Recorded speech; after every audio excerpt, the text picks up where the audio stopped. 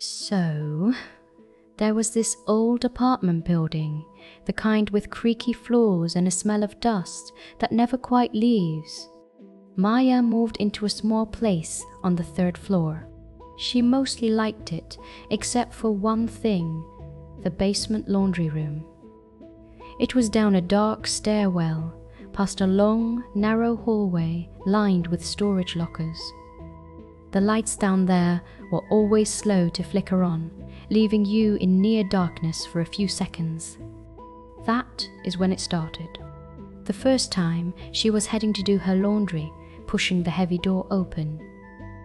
In the momentary gloom, she saw it a shadow, tall and thin, with a mass of dark hair darting into one of the locker alcoves.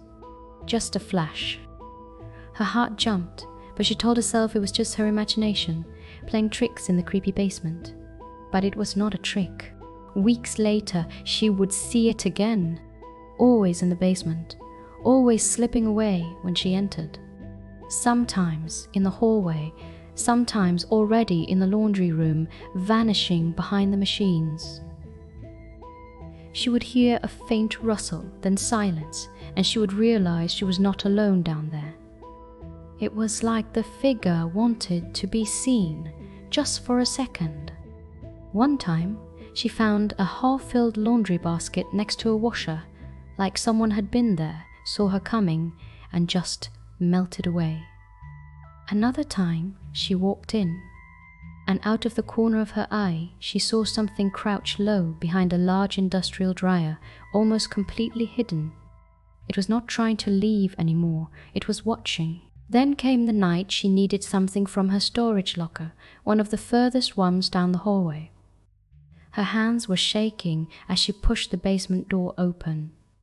The lights did not come on immediately. In the deep shadow at the far end of the hallway, near the emergency exit, stood the figure. It was not hiding this time.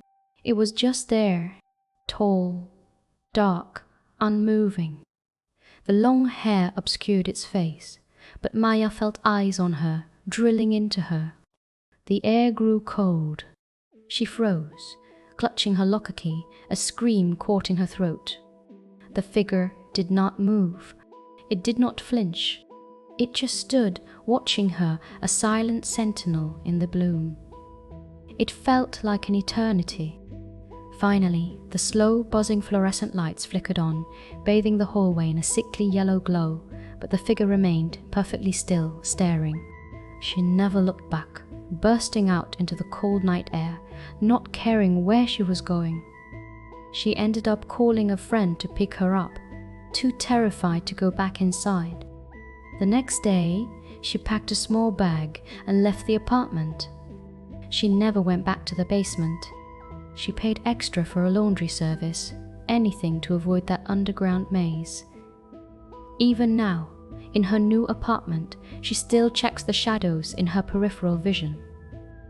Every creak of the floorboards, every unexpected draft sends a shiver down her spine. The figure in the basement was harmless, she tells herself, but she cannot shake the feeling that something followed her. That somewhere, somehow, that silent, watching presence is still out there, waiting. Because some things, once seen, can never truly be unseen.